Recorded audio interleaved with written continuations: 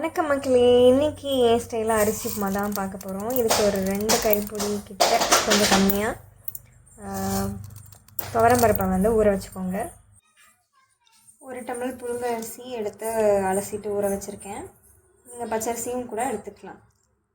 இப்போ குக்கர் சூடானதும் தேங்காய் எண்ணெய் விட்டுக்கோங்க. கடுகு, கடலைப்பருப்பு, உளுத்தம்பருப்பு, காரத்துக்கு ஏற்ற மாதிரி காஞ்ச மிளகாய், பச்சை மிளகாய் சேர்த்துக்கோங்க.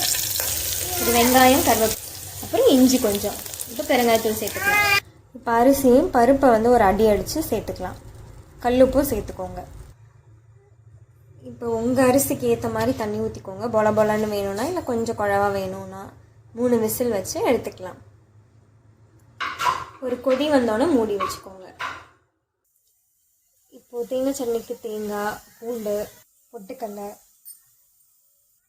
காஞ்ச மிளகாய் காரத்துக்கு ஏற்ற மாதிரி போட்டுக்கோங்க. கல்லுப்பு. இப்போ இதில் கொஞ்சம் தேங்காய் துருவல் போட்டு கிளறிக்கலாங்க. ரொம்ப மணமான ருசியான அரிசி உப்புமா ரெடி ஆயிடுச்சுங்க. நீங்களும் செஞ்சு பார்த்துட்டு எப்படி இருக்குன்னு சொல்லுங்கள்.